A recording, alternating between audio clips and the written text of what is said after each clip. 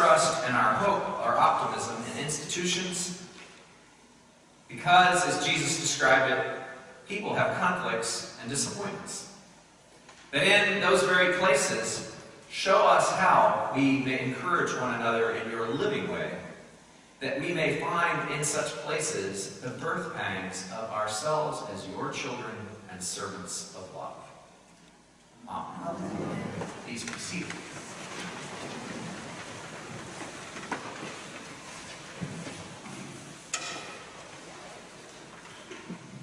Bishop Curry, our presiding bishop, is God's gift to the Episcopal Church, the Anglican Communion, and the world. And I love that he describes us as the Episcopal branch of the Jesus movement. Because, doesn't say that we're the best branch, we're part of something bigger than ourselves. And we're not identifying ourselves with a church as an institution. Because as this reading makes clear, institutions are a good thing. But in an institution, everybody has a role. And like if you work at the U of M, if you're not the president or maybe on the board of directors, you can have whatever opinion you want, football coach. You can grumble about it, but not that anybody is today. But your opinion, in a sense, does not matter. So Jesus didn't come to found an institution that had members. Jesus came to start a movement. What's the difference? Because the Episcopal Church tried to be a pretty good institution for a long time, and he just loved that institution. And that institution has fallen on hard times, like other church institutions. So Jesus says, oh yeah, we love our buildings, we love our customs, but they can all fall apart. But people who are part of a movement, who have God's way written on their heart, will be part of something living and new, and the gates of hell cannot prevail against it. What happens when we experience some adversity, some challenge, some disappointment? Well, what happens to a fair-weather sports fan? They quit following that team. Now, there are a lot of true believers here in Michigan football. I will confess to you honestly, I flirted with the idea, but I just couldn't do it. So, I'm not a true believer. I'm not even a fair weather fan. But, because I live in this town where it's the primary religion, I can't even ignore one whole game. I check on the score because I know how profoundly it will affect people that I love, and even whether they come to church the next morning. So, what happens when things don't go the way we want them to is the Buddhist thing of we are stripped of our illusions that we thought were pretty good.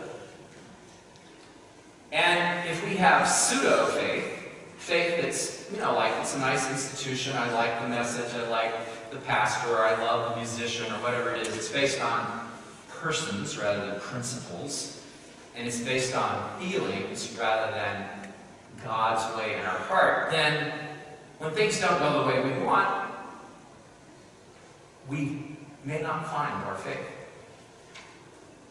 But if we open ourselves to what God wants for us right then, here's the thing, God knows. Success, privilege, doing things well on our own by hard work and effort and being responsible, the way Sue described her Depression-era family, that does not help people grow in your soul as a human being before God. What does is conversion, challenge, love when you didn't expect it, grace, realizing they're broken, I'm broken, and as that wonderful Hannah song said, we cannot get there by our own effort where we need to be, but God wants to take us there. So Bishop Curry has given us so much in inviting us to be part of a movement. Now, the vestry this year has done something every meeting to remind themselves that they're not the corporate board of directors of an institution. Every meeting, a different vestry person leads us in a spiritual leadership exercise that they come up with. So we come every month to see whoever it is, what they're going to do, because it's a surprise every month. And sometimes I can't believe what they did. And people respond to each other as people of faith, as part of a way that Jesus is showing. And it encourages us, like our Hebrew readings. We're at the end of the Hebrew readings for 3 years. I'm kind of sad about it because I love the Epistle of the Hebrews.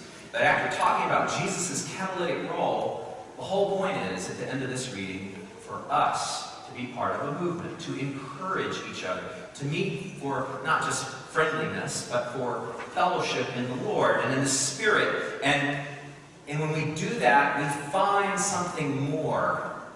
So that's what it's been like for the vestry this year, finding something more. And taking them to a good place as Christ followers in this place.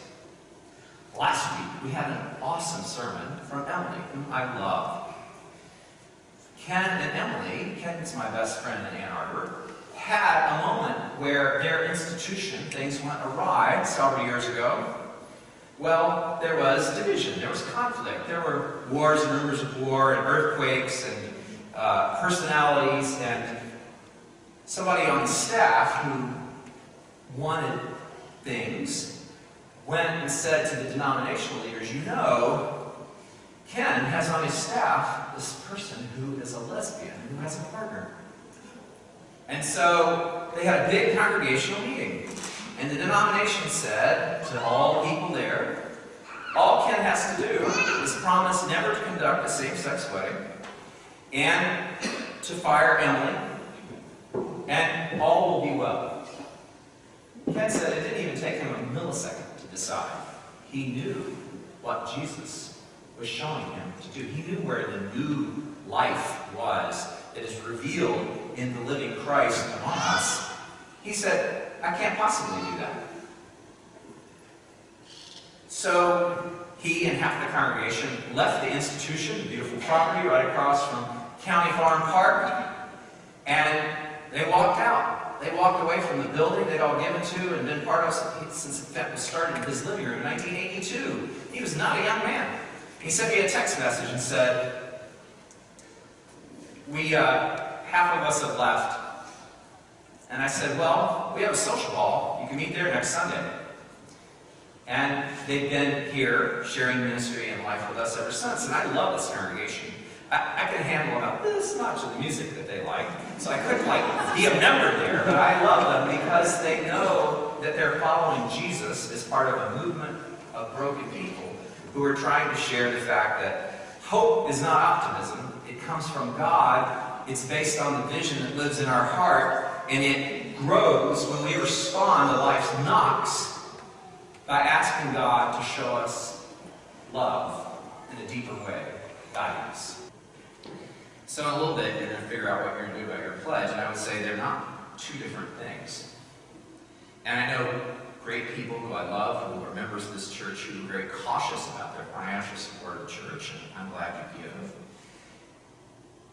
But I think you might be thinking more like about an institution, and a financial institution, a religious institution, a work institution, and your retirement, and then you make this kind of rational choice based on that very cautiously. What Sue was witnessing was about conversion to being part of a movement. In a movement, you're all in. You're not cautious. Love tells you to go all in.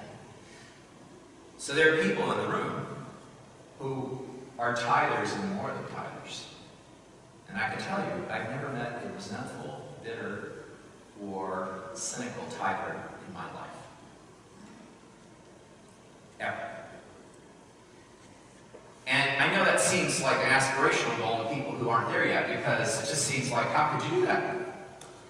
So I want to make a little bet with you. If you think that's way too much, what Sue said, half a tithe.